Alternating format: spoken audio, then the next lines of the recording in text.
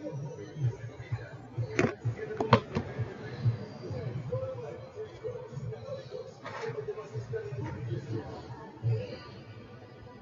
siguiente segmento es real. Los comentarios y conceptos expresados no representan necesariamente las opiniones de New Life Broadcasting, Nueva Vida 977, sus empleados y auspiciadores.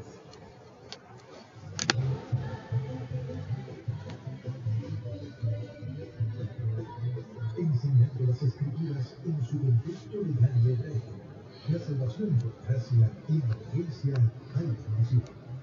La Congregación Catedral de la Fe presenta al pastor Jorge Agosto en su programa Discipular, redescubriendo las enseñanzas del Mesías. Busca tu Biblia, abre tu libreta, porque vamos a aprender cómo caminaron los primeros discípulos con el Mesías. El Señor le bendiga y le guarde de tu hermano pastor Walter Agosto, pastor de la Congregación Catedral de la Fe en la ciudad de Caguas, Puerto Rico, y para mí es un honor y un privilegio poder compartir con ustedes en este programa de discipulado, redescubriendo las enseñanzas del Mesías. Hoy cerramos la enseñanza o el tema del reino.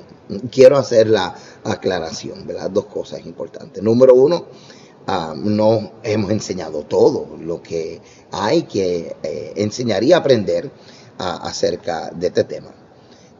Hay mucho más, hay mucho más. Nuestro enfoque ha sido básicamente alineado con la misión y la intención de este programa, que es el de traer el contexto del primer siglo y el contexto literalmente cultural de nuestro Señor Jesucristo en las Escrituras.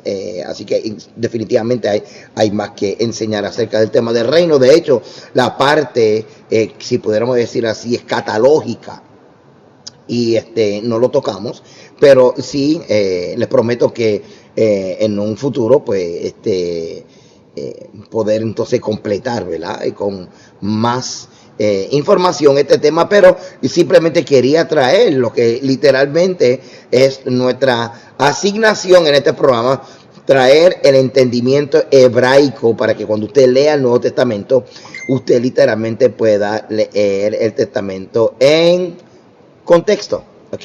Y eso, pues, la información que le estamos dando, sé que le va a apoyar. Si usted me está simplemente escuchando a través de 97.7 FM Nueva Vida, le hago la invitación para que puedas estar con nosotros en la transmisión simultánea a través de nuestras páginas de Facebook. Y esto es mi página personal, Walter Agosto. También tenemos Pastor Walter Agosto, en la página pública, y la página de Catedral de la Fe. En estas tres páginas simultáneamente estamos transmitiendo. Ahora, la ventaja y la bendición de nosotros poder transmitir Facebook Live es que podemos nosotros traer lo que es las imágenes. Traer las imágenes, pues, porque enseñamos con un PowerPoint. Algunas personas me están diciendo que tienen un problema con el audio.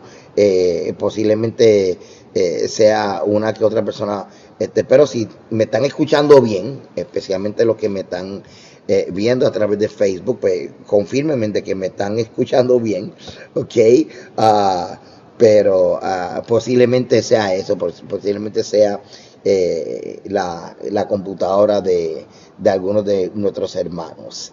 Ok, vamos rápidamente. Hoy tenemos mucha información. Y queremos compartir con ustedes, ya cerrar este tema y definitivamente poder prepararnos para nuestra próxima enseñanza, que comenzamos ya la semana que viene con el favor del Eterno. Vamos a Mateo capítulo 23, verso 15. Esto es lo que estamos viendo aquí. Hay de vosotros escribas y fariseos. Y como habíamos escuchado ya anteriormente, los escribas y los fariseos tenían una relación muy estrecha, ¿ok? Y eso ya en una clase anteriormente lo habíamos cubierto. Ahora bien, lo que estamos viendo aquí es cómo entonces los fariseos le hacía la vida imposible a los que querían ser parte de la comunidad de fe o de la comunidad de los judíos. Esto es bien importante que entendamos, hermano, que desde el principio nosotros estamos viendo que el Dios de Abraham, Isaac y Jacob, el Dios de Israel, siempre había promovido y había autorizado y enseñado la inclusión. O sea que gente de otras naciones pudiesen ser parte de Israel, ¿ok? Y esto nunca cambió. Sabemos que para el primer siglo hubo unas escuelas, más o menos para el año 180, 200 antes de Cristo, especialmente la escuela de Shammai, la escuela de Hillel, que como pudiéramos decir, se pusieron, apretaron las tuercas, ¿ok? Se pusieron bien puritanos y más nacionalista todavía. Y entonces pues los fariseos, pues claro, literalmente, como decía Yeshua, le estaba haciendo la vida imposible a la gente que querían practicar la fe de los fariseos, que dicho sea de paso, hermano, y les digo esto, era los más consagrados y los más espirituales dentro de todos, ¿ok? Ahora, Yeshua le está diciendo aquí literalmente que le estaban haciendo la vida imposible a los que querían ser parte. Ahora, ¿por qué? Porque existía, hermano, la oportunidad de la gente poder, lo que se llama, abrazar el yugo de la Torá. Y entonces, cuando las personas querían abrazar el yugo de la Torá, es lo que tú y yo conocemos como ser parte de la fe, entrar en la religión o convertirse. Okay. Cita Yeshua en Mateo capítulo 7 del 21 al 23 y vamos a ver si lo podemos estudiar en contexto.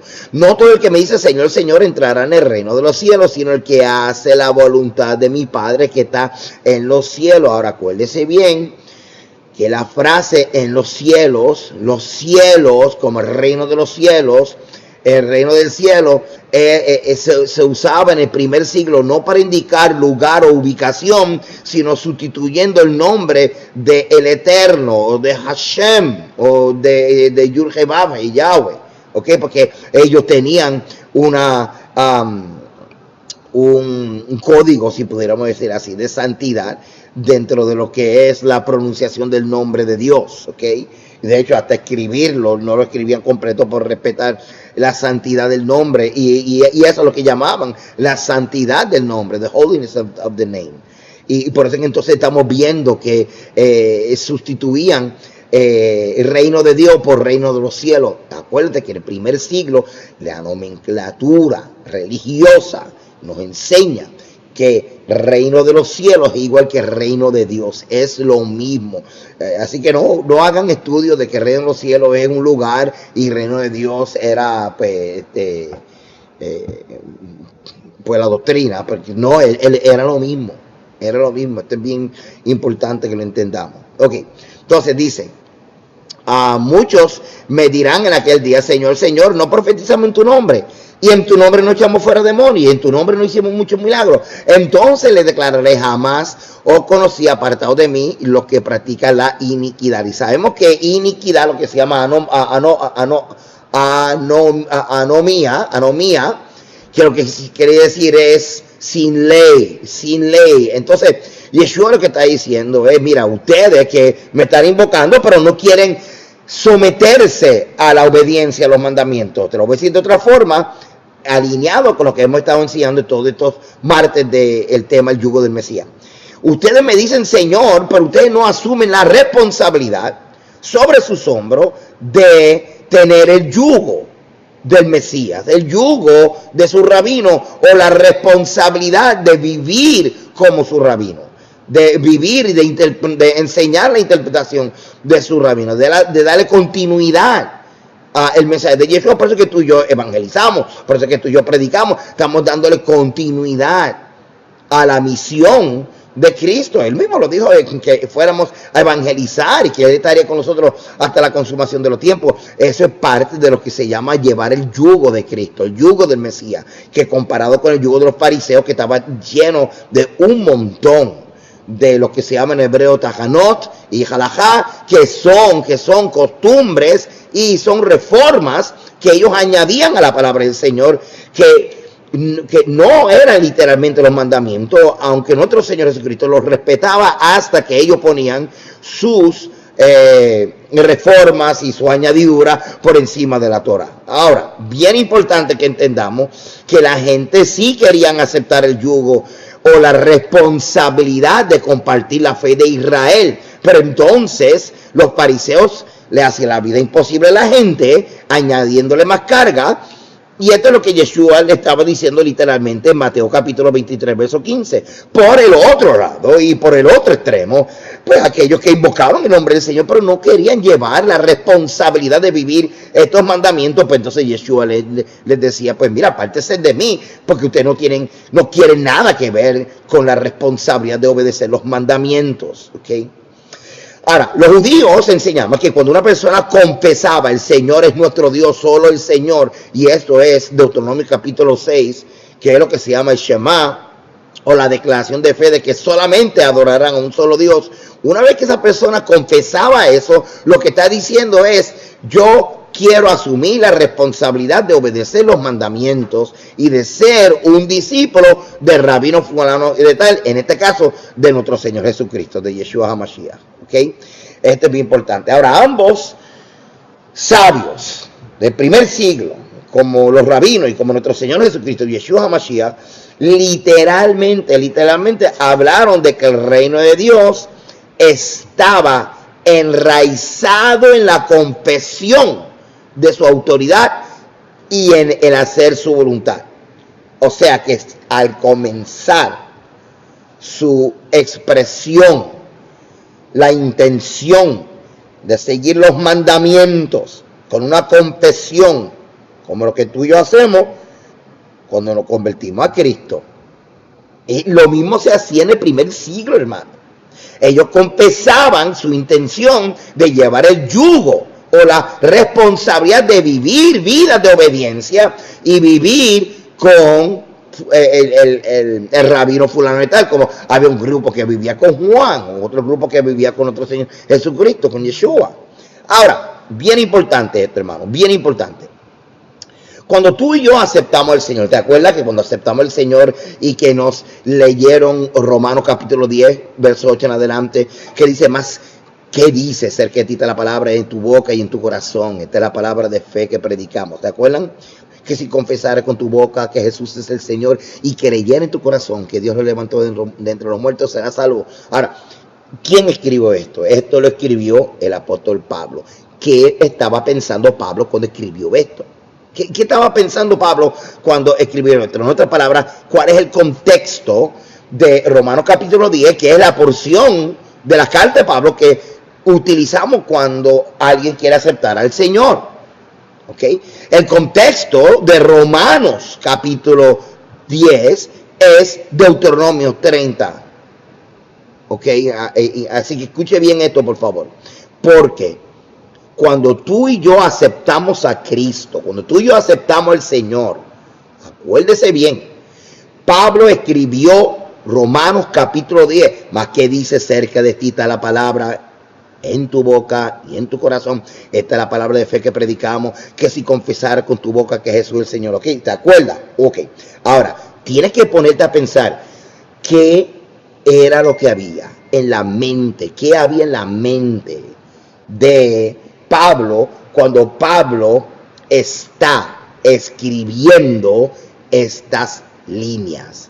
Acuérdate, mis amados, que el Nuevo Testamento no estaba escrito hasta 50 años después fue que se comenzó a escribir. Pablo estaba escribiendo esta carta y el contexto de Romanos capítulo 10, que es lo que se usa para uno aceptar a Cristo, es Deuteronomio capítulo 30. Ahora, si tú quieres entender qué quería decir Pablo, y es la misma intención de la gente cuando se convertían o cuando aceptaban la responsabilidad de obedecer a Dios en el primer siglo, acudían a la demanda de obediencia que estaba en Deuteronomio capítulo 30. Hermano, tenemos que entender esto porque este es el contexto. Esto es lo que pone las cosas en su lugar, en perspectiva legal y en la perspectiva bíblica y antropológica. sumamente importante.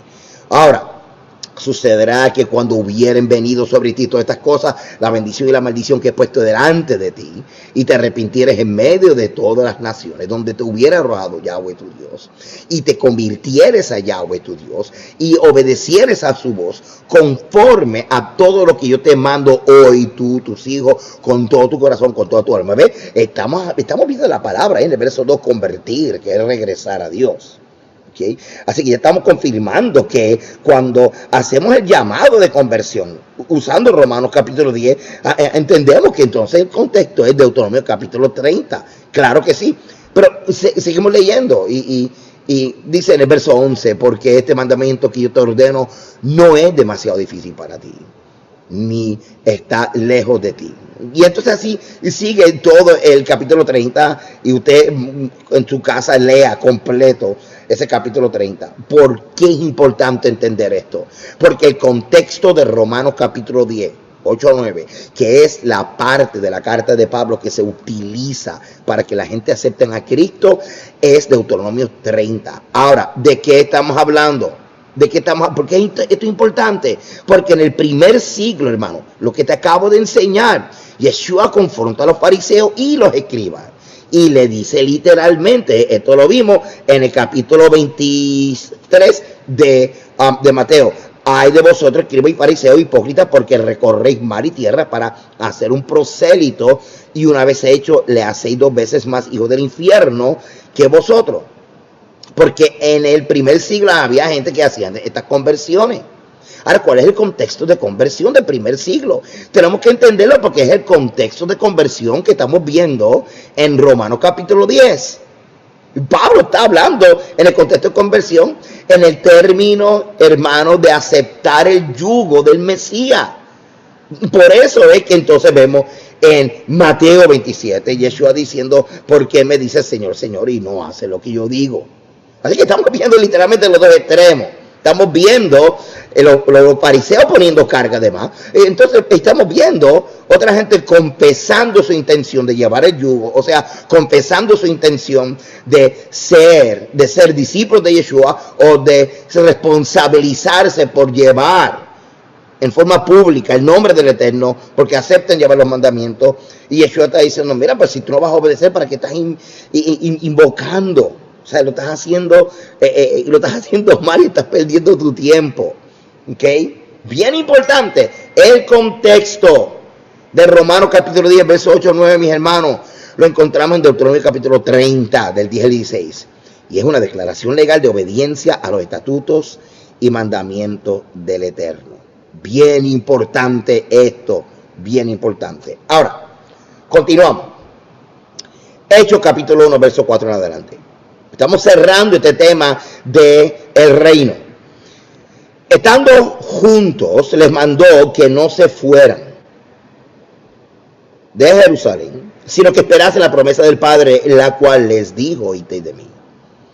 Porque Juan ciertamente bautizó con agua, mas vosotros seréis bautizados con el Espíritu Santo dentro de no muchos días. Entonces los que se habían reunido le preguntaron, diciendo: Señor, ¿restaurarás el reino a Israel en este tiempo? Y les dijo: no os toca a vosotros saber los tiempos, los sazones que el Padre puso en una sola potestad, pero recibiréis poder cuando haya venido sobre vosotros el Espíritu Santo, y me seréis testigos en Jerusalén, en toda Judea, en Samaria y hasta lo último de la tierra. Ahora, amado, bien importante lo que les voy a decir ahora mismo.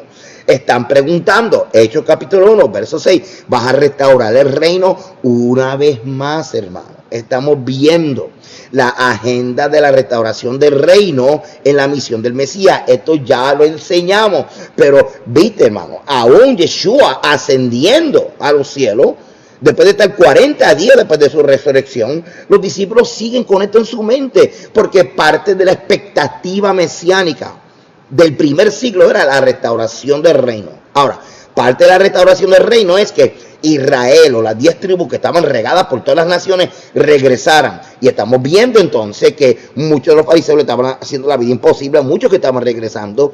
Pero Yeshua, por el otro lado, le estaba diciendo que muchos de los que estaban regresando no querían asumir toda la responsabilidad. ¿Ok? Esto es bien importante que podamos darnos la oportunidad de verlo. ¿Ok? Ahora, quiero cerrar el programa, todavía me faltan unos minutos, pero quiero cerrar el programa con estas dos cosas, ¿ok? Número uno, vamos a confirmar una vez más y establecer una vez más que Israel, lo que tuve en el Antiguo Testamento, Israel, y la iglesia, lo que tuve en el Nuevo Testamento, es la misma cosa. ¿Ok? Vamos a ver esto. Are you ready? Vamos a ver esto, ¿ok? Que me quedan 5 minutos y necesito un milagro. Ok. Lo que están viéndome en la transmisión de Facebook Live, ¿ok? Están aprovechando esta oportunidad. Tengo un mapa, literalmente, donde queda el monte Sinaí en Arabia, donde recibieron los mandamientos. Así que voy a compartir con ustedes los elementos que suman y la ecuación da nación. O sea, el Eterno los reúne frente al monte Sinaí. ¿Ok? Eran esclavos, ahora comienzan el proceso de organizarse como nación. Así que frente al monte Sinaí, ellos reciben los mandamientos. ¿Qué son estos mandamientos? Una constitución. Así que tenemos gente, constitución, tenemos tierra, tenemos un ejército, tenemos una organización socio-religiosa, tenemos un trono. Todas estas cosas, hermano, esta ecuación completa es igual a una nación. Israel es una nación. De hecho, el trono es el arca del convenio, que literalmente es un trono. Si tú lo ves en el contexto de la iconografía del Antiguo Medio Oriente, tanto de Asiria como de Egipto, tú vas a ver que era el mismo vehículo, era un trono que cargaban. Pero el de Israel no había nadie, porque era el Eterno el que era siendo cargado. Así que Israel como nación, rey, constitución, tierra, ejército, organización socio-religiosa, Israel es una nación. Ahora, la palabra iglesia, del griego eclesia, jóvenes, iglesia en Nuevo Testamento, iglesia en la traducción griega del Antiguo Testamento, también aparece iglesia, pero en el hebreo es kahal. La palabra iglesia no aparece en Biblias en español, especialmente en el Antiguo Testamento, mientras que las palabras hebreas kahal o edad se refieren a congregación o asamblea en la Septuaginta. La Septuaginta es la traducción griega del Antiguo Testamento, ¿ok? Así que estamos viendo, hermano, que kahal, que es lo que tú esperas que se traduzca como iglesia, ¿ok? En el Antiguo Testamento, en el hebreo, es kahal.